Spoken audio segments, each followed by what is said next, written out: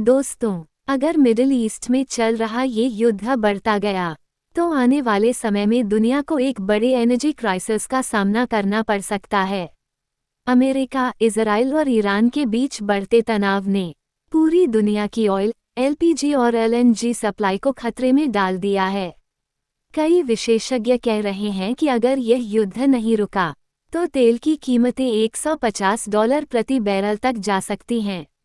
लेकिन सवाल है, आखिर यह युद्ध पूरी दुनिया की ऊर्जा व्यवस्था को कैसे प्रभावित कर रहा है?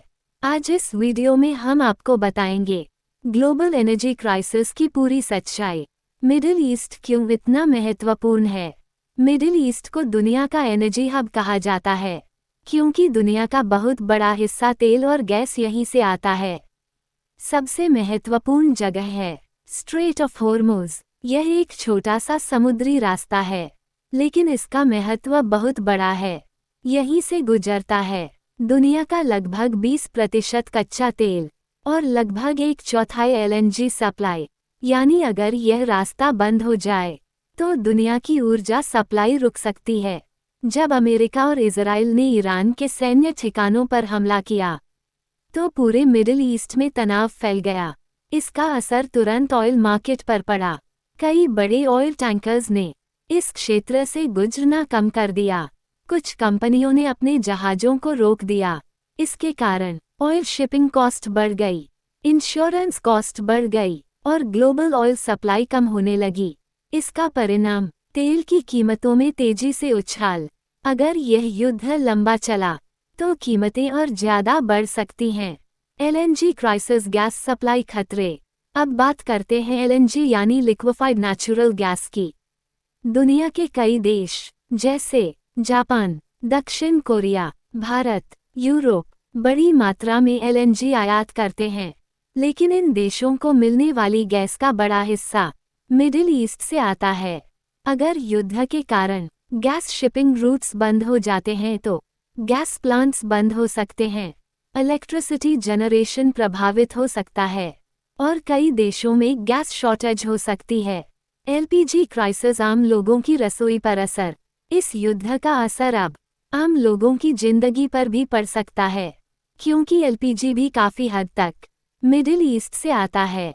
अगर सप्लाई कम होती है, एलपीजी सिलेंडर महंगे हो सकते हैं, कमर्शियल एलपीजी की कमी हो सकती है, होटल्स और रेस्टोरेंट्स प्रभावित हो सकते हैं। यानी यह संकट सीधे सीधे लोगों की रसोई तक पहुंच सकता है। ग्लोबल इकोनॉमी पर असर। एनर्जी क्राइसिस का असर पूरी दुनिया की अर्थव्यवस्था पर पड़ता है। अगर तेल महंगा होता है तो ट्रांसपोर्ट महंगा हो जाता है, फूड प्राइसेस बढ़ जाते हैं, इंडस्ट्री प्रोडक्शन महंगा हो जाता है। इससे पूरी दुनिया में इन्फ्लेशन यानी महंगाई बढ़ सकती है। इतिहास में भी ऐसा कई बार हो चुका है, जैसे 1973 ऑयल क्राइसिस। उस समय भी तेल संकट के कारण पूरी दुनिया की अर्थव्यवस्था प्रभावित हुई थी। भारत पर असर। भारत इस संकट से काफ़ी प्रभावित हो सकता है क्योंकि भारत अपनी ज़रूरत का लगभग 90% तेल आयात करता है। अगर मिडिल ईस्ट में युद्ध बढ़ता है तो भारत को महंगे दाम पर तेल खरीदना पड़ेगा। इससे पेट्रोल महंगा, डीजल महंगा, गैस महंगी और महंगाई बढ़ सकती है। क्या दुनिया में एनर्जी इमरजेंसी आ सकती है? कई विशेषज्ञों का मानना है कि अगर यह युद्ध लंबा चला तो दुनिया में एक बड़ा एनर्जी इमरजेंसी आ सकता है क्योंकि मिडिल ईस्ट दुनिया का सबसे बड़ा ऑयल और गैस सप्लायर है। अगर वहाँ युद्ध होता है तो उसका असर पूरी दुनिया पर पड़ता है। तो दोस्तों, अमेरिका, इजराइल और ईरान का युद्ध अब सिर्फ एक क्षेत्रीय युद्ध नहीं रहा, यह अब बन चुका है ग्लोबल एनर्जी क्राइसिस का खतरा। अब देखना होगा कि ये युद्ध कब खत्म होता है।